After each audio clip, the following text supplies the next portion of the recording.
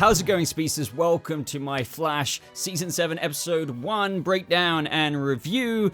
Wow, it feels good to be saying that. Honestly, it's been a long time. And this is the premiere review. Like, it's finally back. And this episode was a lot better than what I thought it would be. Because even though this is Season 7, you know, don't forget that this is still technically Season 6's story. And, you know, Season 6 is better than Season 5 for me.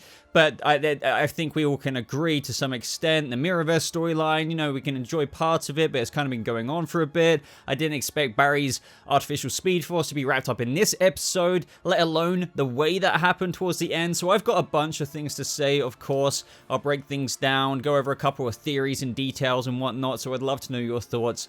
And other than that, I just want to get right into this because I feel like I have quite a few things to say. But before I do, go ahead and like this video. If you do go on to enjoy it, it really does help out the channel, helps it kind of spread a bit more, so click that thumbs up button. By the way, for those wondering about my Superman and Lois review, it will be coming out around 3 hours after this has posted. So the beginning of the episode picks up with Barry essentially in the cryo chamber, even though that's his suit chamber. It's kind of strange. And I remember this part in the trailer. I don't know if they flipped it. I can't remember. Maybe we'll have to look at the episode again. But in the trailer, it looked like that was in the Mirrorverse, and we were all theorizing, oh, was Barry in the Mirrorverse in that scene because those TV screens were flipped? Could have been a trick of the trailer. I don't know. Just wanted to mention that. But I really appreciate it. And how about that kind of effect of when Barry's cowl just appeared? That was really awesome. I wish they could kind of afford to do that every episode. I'm guessing that is one of the reasons for it. Maybe we will be seeing it. Who knows? But either way, I really appreciate that because it's kind of reminiscent of the comics in the sense that, oh, it kind of materializes from the Speedforce. Even though I don't think that was from the Speedforce. Obviously, it's probably some kind of nanotechy kind of thing. And we have Barry trying to catch Ava, who was traveling throughout the city. And how about that superhero landing? I didn't expect that, but I was kind of impressed. Like, it shows how much, well, obviously we're 7 seasons in now, but, you know, kudos to Barry, how much prowess and progress he's made as the Scarlet Speedster, being able to pull something like that off. Due to the events of last season and Iris in the Mirrorverse, Barry's main motivation is to get his wife back, despite Ava saying that they're on the same side. And Barry goes to punch Ava, but because her fraction photons, or whatever she said, that move at the speed of light, she dodges. Now, this is where Ava is still obviously trying to destroy more black hole stuff. And this is where there's a few unexpected things this episode, actually. Because this is where Ava kills Sam Scudder, the other, or should I say, original Mirror Master that we've had on the show. We didn't really get to see him, just like a CGI him and then his quick death. But then there was a reveal later on that we'll talk about. It's just all very interesting stuff, but yeah, just unexpected things that I appreciated. But anyway, it is revealed that the Sam Scudder who died wasn't a man, he was Ava's creation. Actually, her first. And throughout the episode, we learned actually that Top and Sam Scudder were actually working for Black Hole. He was actually on Carver's payroll since they broke out of Iron Heights last year, but once again, he was one of, well, if not Ava's first creation, which is just like, what? Oh, okay, but what? Now let's talk about one thing I'm kind of pleasantly surprised by, and that is the Iris scenes. Just because I thought, you know, I don't want to sound cliche with the criticism kind of thing with everyone saying, oh, you know, Mirrorverse dragging on. But, you know, I kind of thought I wouldn't enjoy it so much. I just wanted to get out. I kind of want to move on, and I'm glad we're going to do that by 703, which will start 703's story with the next graphic novel villain, if you will. But I found her story this episode pretty interesting. It started off, of course, with the whole food, or should I say the world tour takeaway thing. We had Barry, and I liked this reference, mentioned Clark's Kansas recommendation. But it turns out that this is actually just Iris's delusion, and she is indeed still in the Mirrorverse. And this later continued on with Iris's scenes being a lot more kind of jagged compared to last season. You could arguably say that's kind of symbolic of her mental state, but it was actually revealed that the broken parts of her that kept appearing were just indeed Ava trying to mess with her even more. Initially, I thought, oh wow, is this the process that Ava kind of went through? But oh man, there's no need to talk about any of that now since of what we learned at the end of the episode with the real Ava dying. What? But what about the artificial speed force? So, very interesting things this episode. Very, very, very, very interesting things. So, essentially, we had Nash initially seeing Harry, and then Sherlock, and H.R. Wells came back, Harrison Orson Wells, the new Wells, and just, it was explained that particles from other Wells were drawn to Nash through Crisis. We kind of already knew this, and that's how he was able to, you know, see them all the time after the events of that crossover. Harry kind of suggested the methodical way to get the new artificial speed force running for Barry would be to technically take those multiversal particles inside Nash and put them in the fusion sphere, and they could more or less power this artificial speed force forever. However, if that was the way things were to go, which they kind of did, through Nash being the organic receptor, that would mean, of course, not only would all the Nash Wellses die, it would also mean, not Nash Wellses, all the Wellses die, but also Nash as well. And I have to say, and this is kind of no surprise, I really enjoyed Nash's scenes in my bullet points, even at this point, without even the emotional points later on. I said Tom Cavanaugh was really good. I really enjoyed what the character was going through, because the comparisons for other worlds we got later on with Star Labs, changing them, and now we have Nash at this point in the episode saying, I have a life here now. I'm not going to give all of that up so Barry Allen can run fast again. So he wants to initially figure out another way to do this, because he has attachments and things that he feels now that he hasn't felt in so long. Yes, we're kind of diving to those comments from later on, but they're just so relevant to what I'm saying now, and I really like that kind of character exploration, and it never really fails to really hit me in the feels when it comes to Tom Cavanaugh. Now, as you guys know, initially they tried to get Allegra to be the answer to that through her electromagnetic wavelengths. She could technically push those particles out of Nash and then into the fusion sphere, charging the fuel source for the artificial speed force. So Allegra tries that, it kind of goes wrong, it starts charging, but then it goes down and then it gets pushed into Barry. And I didn't expect this. Now, you guys know me, I don't want... Like, don't get me wrong, I'm for fun and games on the CW and episodes, but it has to be done well in the story. So, if this was on paper, I don't know how I would have responded to it, hearing it. I would have been like, oh god, this is not going to be cringy, but I would have been like, I don't know how I would receive this. But I loved it. I loved that Grant Gustin initially woke up as Sherlock Wells. It was absolutely hilarious. Honestly, I could talk about this forever. I thought Grant Gustin was fantastic this premiere episode. He went into different Welleses as well. We had H.R. Wells come out again. We had Gandalf Wells. We had a kind of similar quote to Lord of the Rings where he says, do you hear the drums? You know, the drums from the deep when they were in the mines of Moria. And we had Chuck, or Chester P. Runk freaking out. I guess I could just call him Chuck from now on, right? Saying, wait, do you know Gandalf? That would have been my reaction. It was just fun. I was really down with that. This episode had a perfect blend of the emotional spectrum, and that's one thing that I always hold sincere to my heart with this show, why I'm kind of ride or die with it, is that it kind of can construct all those feelings without sacrificing any of the other ones. Do you know what I'm trying to say there? And that's something that's special about this show. It can be funny, it can be serious, it can be edgy at times, to some extent for the CW, and it can be really feelsy, but also not sacrificing any of them when they're trying to bring all of those things across to you. And somehow this episode achieved that in a perfect little cocktail. There are little kinks here and there though that I feel, you know, should be explained that don't really make sense, but I'm trying to push out my mind. For example, H.R. Wells, he died. So it's like, how is he one of the Welleses post-Crisis? I'm pretty sure post-Crisis wouldn't have changed his death in season 3, so technically he shouldn't have been there. So do you know what I'm trying to say there? I'm not trying to sound nitpicky, but that's a big thing. You know, technically speaking, he wouldn't be one of the Wells present in the multiversal energy particles that was put into Nash Wells post-Crisis. But yeah, sure, I'm just putting it down to Crisis. That's what I have to do to get past those little discrepancies, I suppose, in the continuity. Gideon as well kind of diagnosed Barry with the fact that he's got all of the Welleses in him to an infinite level, which is pretty insane. As we know, that's the circumstances that surround Nash as it was, but when he had them. But the thing is, once his speed healing was gone, which is the only thing keeping him going, and his cerebral cortex basically not frying, he will die. But we all kind of knew that wouldn't happen because he's the freaking main lead. But you know what I'm trying to say. There was some stakes here that had to be addressed, and how were they going to fix it? Once again, I got quite hit in the feels with Nash because he was talking to Allegra when it got revealed about an organic receptor and how he says he's not ready to die. You know, when he smacked the table, I really felt that. Allegra kind of mentions that Barry wouldn't let anyone die anyway, and then she kind of just mentioned the whole, you know, I thought you had changed because he wasn't open about that, but I'm sorry, like, I can understand why he was scared about that and why he didn't explain that alternative. It just felt like silly for Allegra to be like that. Yeah, I thought you had changed. What?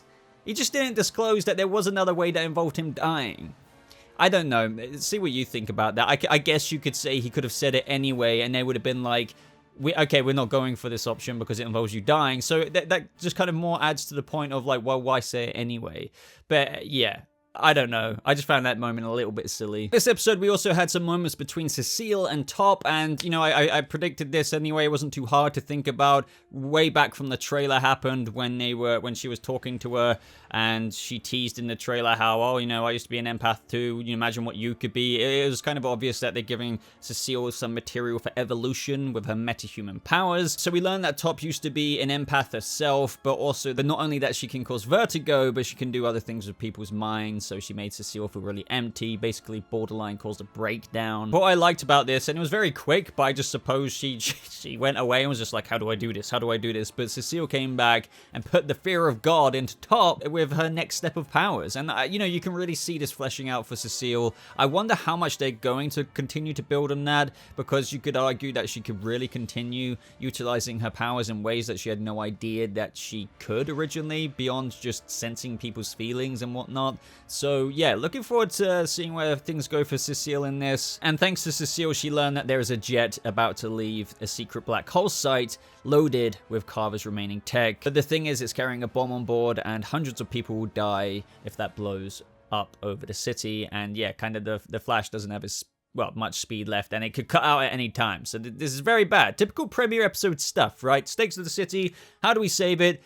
Something's gonna happen. So this is part of the episode where things get quite emotional. So since the jet was literally 3 minutes out, they had no other alternative plans. This is when Nash quite literally thinks that, I'm gonna have to give you your speed back, and he sacrifices himself. Knowing it would literally kill him, there's no time. He says, I'm doing it because I won't watch you die. This was such a heartfelt moment because, you know, he says he feels pride for Barry, but not only that, he can feel that all the Welleses feel pride for him because they've all watched his journey. Now, the interesting thing is, Barry says, how can I be the Flash without a Wells on this team? And he says, you know, you've always been the Flash and whatnot. But it makes me think, well, how are we going to see Tom Cavanagh now? I mean, we will, undoubtedly, but I'll get more into that in just a second. It really hit me in the feels when HR came, because despite the controversial opinions and criticism surrounding Season 3, I really liked HR, and I found it really sad when he died instead of Iris. Once again, I have no idea how his residual energy is still there because he died. But okay, like Crisis, whatever, right, Crisis. And then just how each Wells that kind of really mattered said goodbye, and then how he left it off by saying run.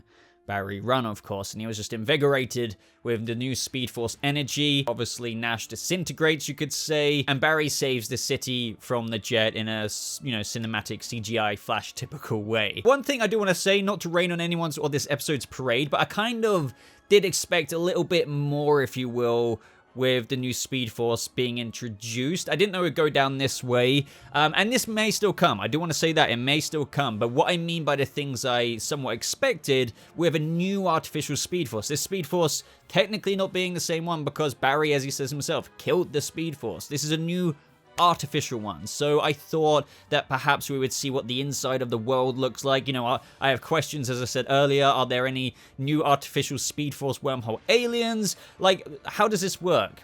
How is it different to the one before? It's apparently not the same one.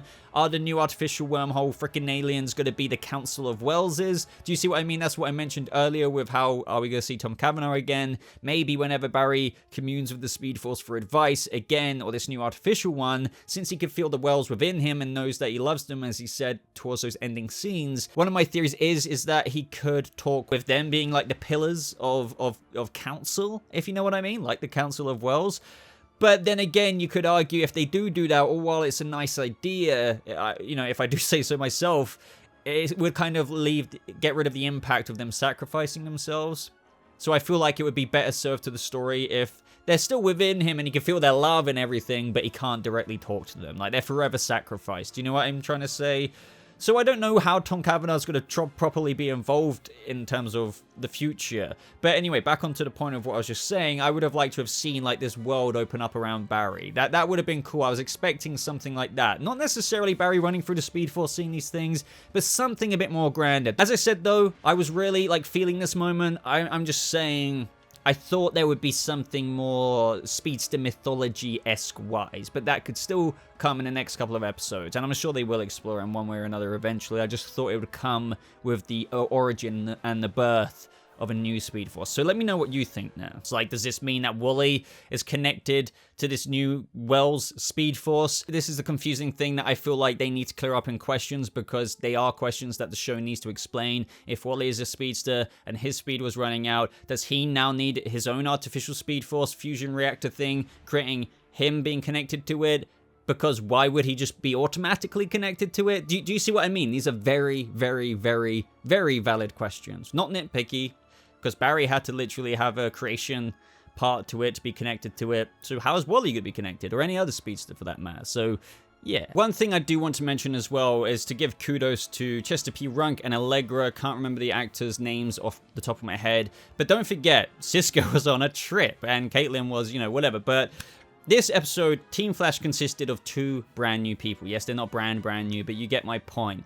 And I think that's telling of the show moving forward. We're obviously getting a season 8. It could go into season 9. Pretty confident that it will. And I'm not saying Caitlin or Cisco are going to leave. What I am saying, though, is that it felt fine to me having these members, and I didn't think I would feel that. Like, we didn't have the original Team Flash in an actual season opener. Think how big that is, and think and reflect about, did it bother you? Now, don't get me wrong, I love Cisco, I love Caitlin, and that would always be my default to imagine them there, but I'm surprised with how weird it didn't feel. Do you know what I mean? I thought it would feel more weird. So I just want to give props to those 2, because when new casts come into the show, some really hit, some really miss, mostly miss with me. And I just want to say I'm happy with these 2 new regulars. And I can imagine, let's just say Caitlin did leave. I am happy with Chester P. Runk. I like him. He's not as eccentric as he was, kind of with how people felt about Ralph at the beginning, but without me blabbering on too much there. And I thought Allegra, I wasn't too sure about her at first, but I liked her this episode. So, just what I thought I'd mention that. Last couple of things, guys. Iris was in the Mirrorverse. This moment kind of confused me a little bit, so I'd love your opinions on it. She left a message. I have reverse flipped it. As you can see on screen, it says, Camilla and David, it is Iris. Ava is watching us. Be careful. Meet at Speed Lab 1900. Then a little mirror ripple happens. Now, that could be signifying her sending the email. But then, I was thinking, I'm not thinking Iris is going to get powers coming out of it, but it's like, what was that ripple? She seems shocked by it. So, I don't know, is that her interfacing with the Mirrorverse? Like, can she figure out that she can manipulate it? What does this entail for her? But also another thing, with the after post-credit thingy-majig, we have Ava actually watching the message. Now, this is what stemmed her into her root of villainy in the first place. One big misunderstanding now, because it turns out that when Ava goes through the mirror due to the accelerator, a different one came through, and she apparently died. Now, I have a question about this. Is why did she die? It's not like she hit the impact of the mirror that killed her. So she died some other way. But it's just like, well, why doesn't Iris die if she goes through the mirror? Do you see what I'm trying to say? I just want them to explain it. I don't think I'm overthinking it. Why did Ava die? And why can Iris go through the mirror and not die? I have those questions. But either way, she realizes that she is her own mirror duplicate, and she's gonna have to come to terms with that. And I also appreciate the flashback to Joseph Carver that they had earlier on in the episode, where she refuses to watch the tape that said for Ava, where he says, you're not my wife died, and she was just like, wait, what? That doesn't make sense. I'm here, you're the one who changed, Joseph. I don't like you. But it turns out she did change, because she's not even Ava. So that's another interesting twist. So all in all, this premiere episode was decent. I enjoyed it. It's not as, obviously it is impactful, but it's not as prestigious as I think they would have liked for it to have been, with obviously the season 6 storyline in a perfect world being concluded in season 6, and then having this a completely new story.